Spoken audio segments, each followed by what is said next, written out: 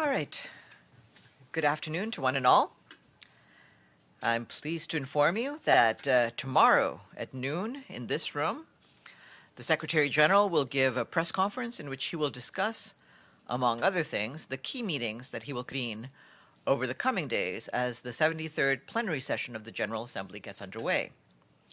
As always, the Secretary General's briefing will replace the spokesman's noon briefing. The Secretary General's special representative in South Sudan, David Shearer, spoke to reporters in the capital, Juba, today.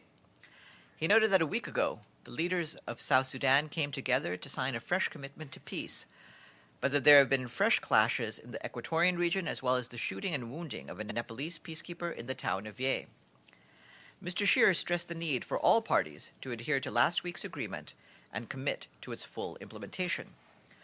He said that a key ingredient missing between the parties is trust, but welcomed news that President Salva Kiir had been in contact with Riek Machar over the agreement's implementation. Our humanitarian colleagues tell us that as of today, more than 1 million people remain affected by Typhoon Mangkhut, which made landfall in the Philippines on the 15th of September. Some 148,000 people are still in evacuation centers or living with host families. The typhoon damaged nearly 6,500 houses, with more than 500 houses destroyed. Some 4 million students are reportedly affected, with classes remaining suspended in over 10,800 schools, according to education authorities. The United Nations and our partners are working closely with the government to coordinate rapid assessment and response. Major needs include food, healthcare, water, sanitation, and hygiene and shelter. The World Food Program is transporting 1,000 metric tons of food for 166,000 families. The United Nations stands ready to support the government's relief efforts as needed. Just a few minutes ago, the UN Refugee Agency and the UN Migration Agency announced the appointment of Eduardo Stein as a joint special representative for Venezuelan refugees and migrants in the region. In a statement, the two said that Mr. Stein brings vast professional experience, political leverage, and deep knowledge of the region, which will be fundamental to support national government efforts to deal with the protection and solutions needs of an increasing number of Venezuelan refugees and migrants. Mr. Stein will be working closely and reporting directly to both the UNHCR High Commissioner, Filippo Grandi, and the IOM Director General, William Lacey Swing. He will work to promote dialogue and consensus necessary for the humanitarian response, including access to territory, refugee protection, legal stay arrangements, and the identification of solutions for Venezuelan refugees and migrants. A new report released by UNICEF today says that 1 in 3 children and young people between 5 and 17 years old living in conditions affected by conflict or disaster, that's about 104 million children, are not in school. This figure accounts for more than a third of the global out-of-school population. The report notes that 1 in 5 young people living in these countries have never entered any school, and 2 in 5 have never completed primary school. The report calls for more investment in quality education where children and young people can learn in a safe environment in countries affected by complex humanitarian emergencies and protracted crises. You can find the report online. The World Health Organization today published its first investment case describing how the agency and its partners can save up to 30 million lives and add up to 4% of economic growth in low and middle income countries by 2023. According to WHO, achieving these results would require an investment of $14.1 billion from 2019 to 2023, representing a 14% increase in WHO's base budget over the previous 5-year period. The investment case also highlights new mechanisms to measure success, ensuring a strict model of accountability, and sets ambitious targets for savings and efficiencies. More information can be found on WHO's website. In a short while, once we're done with my briefing, I will be joined by Santiago Villalpando, Chief of the Treaty Section in the Office of Legal Affairs, and Adama Dieng, Special Advisor on the Prevention of Genocide. They will brief on the forthcoming treaty event and the appeal for universal ratification of the Genocide Convention. And tomorrow at 10 a.m., there will be a briefing here by the UN Development Program on the launch of the new 2018 Multidimensional Poverty Index.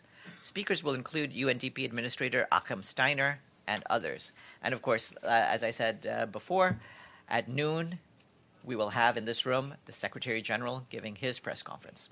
Any questions for me? Yes, Sherwin. Hi, Farhan. What can you say about the decision regarding the unveiling of the Mandela statue on Monday? There seems to have been a great deal of controversy as to where the statue was going to be located in the building. The South Africans, I understand, were told one thing, and then there was a change made to accommodate a big canvas by the Mexican mission, and it's created a great deal of unhappiness. How are these decisions taken, and why is there appearing to be such indecision around where the statue was going to be placed?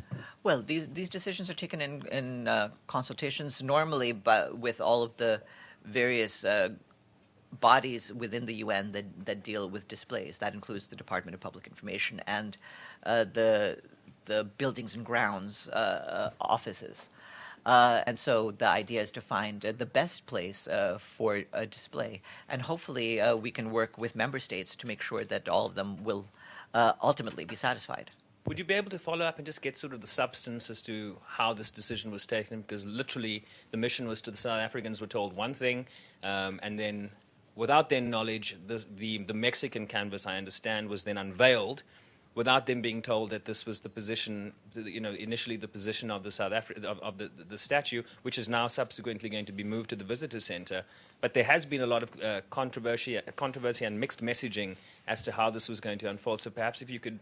Well, yes, and we would apologize to any of the missions for any misunderstandings, but what we try to do is accommodate all of the missions and find the best possible space. Obviously, what we want to do is pay respect to Nelson Mandela and to all those who have benefited from his legacy.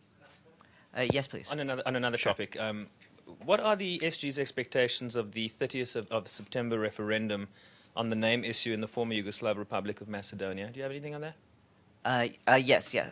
What I can say on that is that the Secretary General remains convinced that the resolution of the long-standing dispute between Athens and Skopje will have a positive impact in Europe and beyond. The Secretary General encourages all citizens of the former Yugoslav Republic of Macedonia to recognize this historic opportunity and support the Prespa agreement. Yes, please. Yes. Yeah. Will President Trump address the UNGA this year? I believe that the President of the United States is scheduled to speak, and that I believe will happen under the current program on next Tuesday. So you confirm for sure he will be here? Thank you. It's ultimately it's for the United States government and not for me to confirm anything because schedules can always change.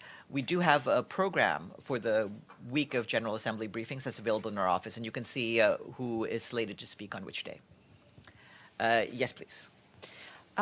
Is Mr. Stein going to meet officials in Venezuela, or is he just going to go to neighboring countries and meet with the refugee population? Well, this is early days yet. We only just made the announcement over the last few minutes.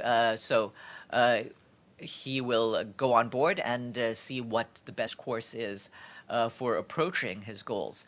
Certainly, we expect him to meet with any authorities who are relevant for the course of his work. Mr. Badi.